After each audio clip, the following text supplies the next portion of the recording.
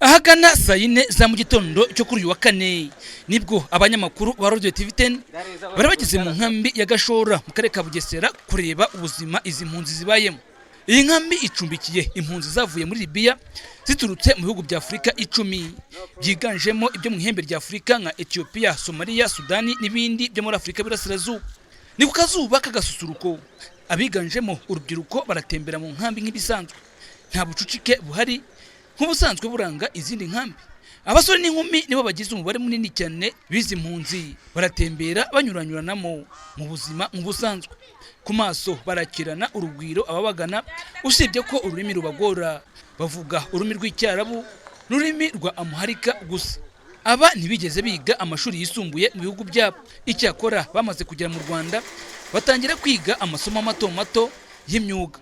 Ku munsi bafite byinshi byo gukora, barimo kwigishwa imyuga irimo ubudozi, gutunganya imisatsi, salon de coiffure, gutwara imodoka n'ubumenyi bw'ibanze kuri mudasobwa. Uyu mudamu amaze igihe gito yiga mudasobwa aravuga ibyo amaze kumenya kuri mudasobwa. Maze kumenya gukora iby'ingenzi kuri mudasobwa nko kuyifungura no kuyifunga, gukora files n'ibindi bitandukanye by'ibanze. Hari umusore yarimo atunganya imyenda arimo kudoda. Aravuga ko yari atakaje icyizere cy'ubuzima nyuma yuko yari afite umutekano muke mu gihugu cya Libya, ariko kuri ubu icyizere cyagarutse. Very happy in Rwandan government and UNHCR organization. Ndashimira leta y'u Rwanda n'abandi bafatanyabikorwa kubera ko ubwo nari muri Libya nari mu mwijima, nta cyizere cy'ubuzima mfite. Nabaye muri gereza nta mutekano, ariko ubu ndi mu mahoro. Mbana n'abantu, inshuti, mfite icyizere cy'ejo hazaza. Izi mpunzi zaturutse muri Libya zimara amezi hagati ya 6 n'9. Ibi biga babikoresha mu bindi bihugu by'i Burayi na Amerika bibakira nyuma y'aya mezi 9.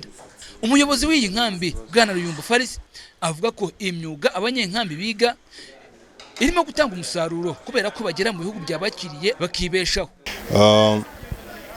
Ibyo ngibyo ni muri spirit yo kubatangirira ubuzima kugira ngo naho bazajya abafite orientation ati ndajya muri iyi sector.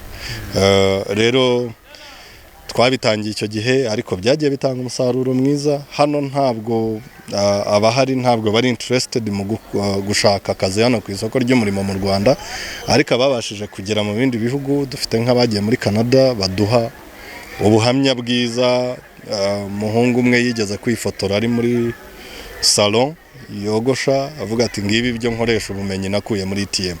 So n'ubuhamya bwiza tugenda twakira n'abandi n'ababoha imisatsi n'abadoda. Ni byiza, turabishimira, twifuza ahubwo kubita. Abamaze kwiga imyuga bose banyuze muri inkambi basaga 2000.